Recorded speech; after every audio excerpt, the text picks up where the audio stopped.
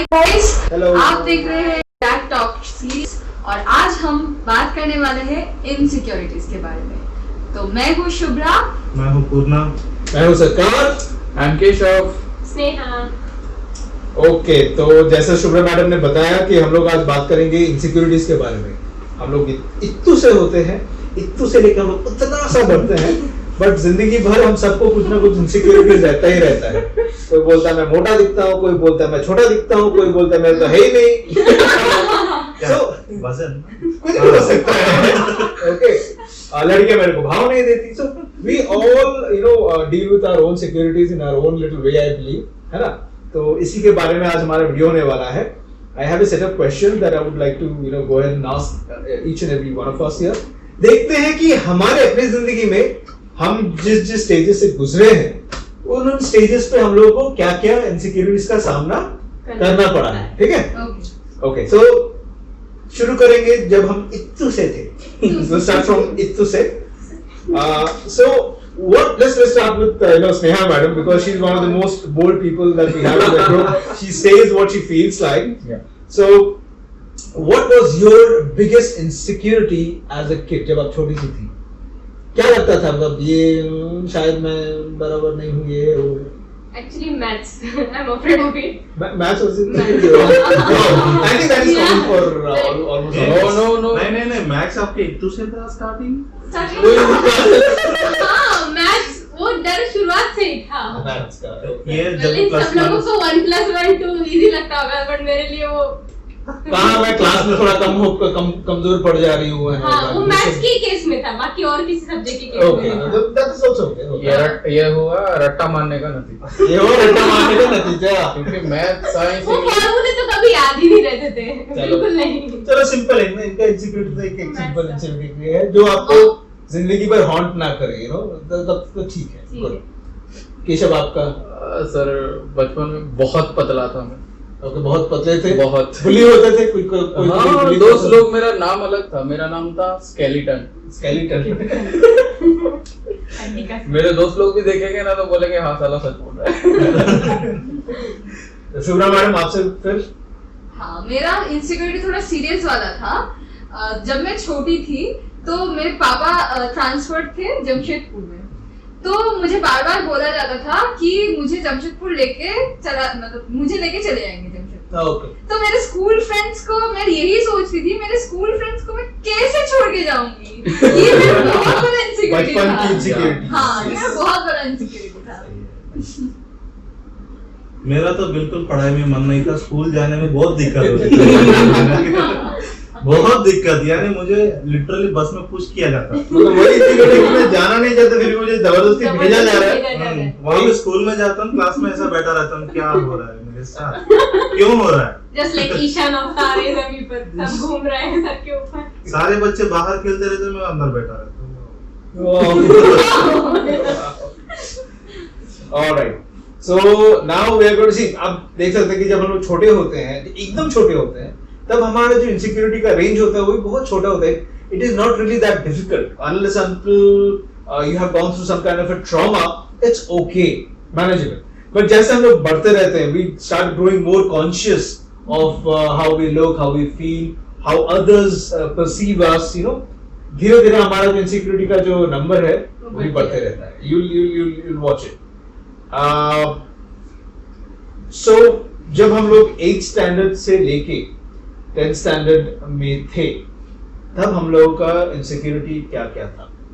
Okay, जब धीरे धीरे हम में बदलाव आना शुरू हुआ, तब हमारा इनसिक्योरिटी कैसे धीरे धीरे बदलने लगा. Let's take a look into that. So we'll start with you again, Sneha. Actually ये start होता है by the feeling of being evaluated by others. जब ये हमारे माइंड में आने लगता है कि ओके हाँ मैं इतना स्कोर कर रही हूँ, मुझे इतना परसेंट आ रहा है, तो मेरी मम्मी क्या सोचेगी, या फिर अदर्स क्या बोलेंगे, नहीं उनके बेटे को तो इतना परसेंटेज मिल रहा है, तुम्हें क्यों इतना कम मिल रहा है. ये होता है इन जनरल अपने फैमिली मेंबर्स में. एक दिन से हम लोग को वो डाला जाता है, तुम लोग you are not good enough. Comparison. हाँ, पीयर प्रेशर बढ़ने लगता है सडनली, ऑटोमेटिकली बढ़ने लगता है. सो ऐसे ही कुछ दैट्स इट. मेरे केस में तो यही था, ज्यादा नहीं. तो Anybody who's that to it? हाँ, मेरे में भी पढ़ाई को लाइक लेके? 10th, हाँ पढ़ाई को, मतलब 10th इज लाइक मतलब बहुत भयानक एक क्लास है। इंडिया में 10th का तो रिजल्ट बहुत ज्यादा इम्पोर्टेंट होता है। सो मतलब बहुत टेंशन में रहते थे मेरे पापा मम्मी, मतलब टेंशन में रहते थे, मतलब मुझे बोलते थे वैसे। I hope they know like life देखे होंगे वो, बट मुझे टेंशन में रखने के लिए मुझे वैसे बोला जाता था। So, हाँ, फेल हो गई तो बहुत हाँ, प्रॉब्लम हो जाएगा। हाँ, वो एक बात बात मुझे मुझे- समझाना ही पड़ेगा। एक बात मैं अब तक समझ में नहीं पाई, बचपन से सुनते हैं बस ये क्लास पार कर लो हो Same, जाएगा, same। 10th के बाद 12th कर लो हो जाएगा, उसके बाद पढ़ना नहीं पड़ेगा, 12th के बाद इंजीनियरिंग कर लो हो जाएगा, वो खत्म हो ही नहीं रहा, चलते ही चल रहा। उसके बाद मर्जी आपकी। स्टॉप होगा ये। यही बोलते हैं ना पेरेंट्स के, हाँ 10th बेटा उसके 10th अच्छे से पढ़ लो, Yeah. उसके बाद तुम जो करो ना, तुमको कोई रोकने वाला है नहीं। लेकिन जब 10th का एग्जाम खत्म हुआ, बैठ लेके बाहर जाओ, कहाँ जा रहा है, कहाँ जा रहा है।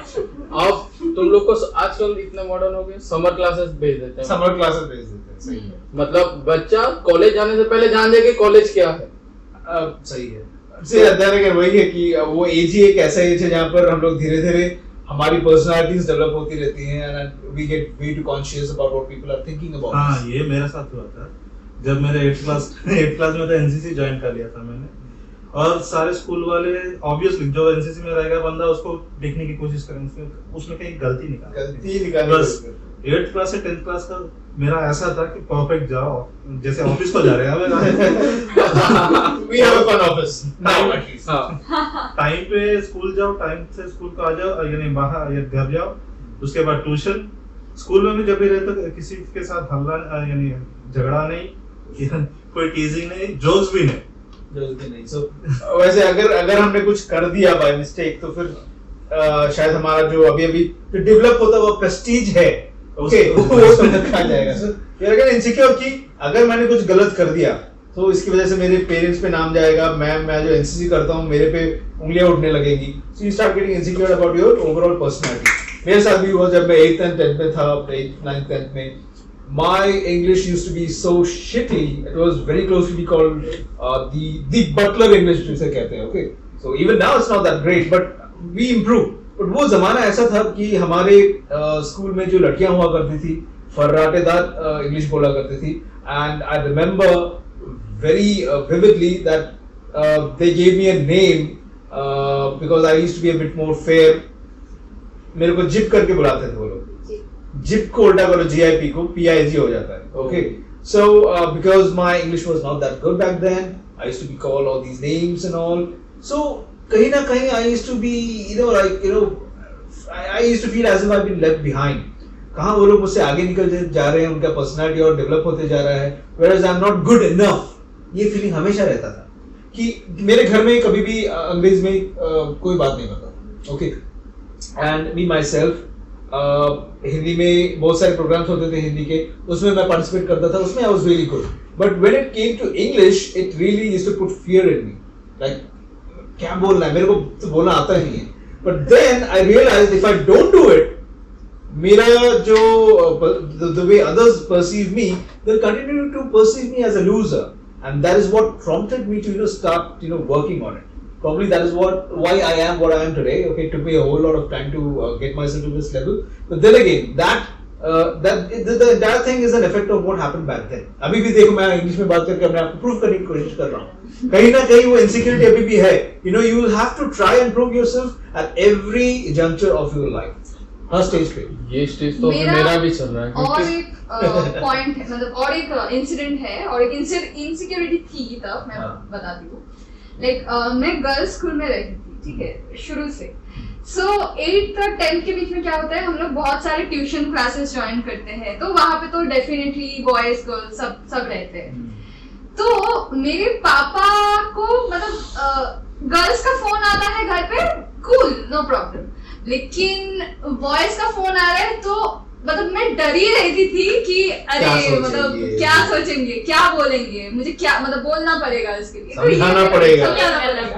तो वो मेरे लिए इनसिक्योरिटी थी हर एज का वो, बिकॉज 8th and 10th में आप फिजिकली भी डेवलप होने लगते हो, you are basically at the cusp of turning into a teenager and all.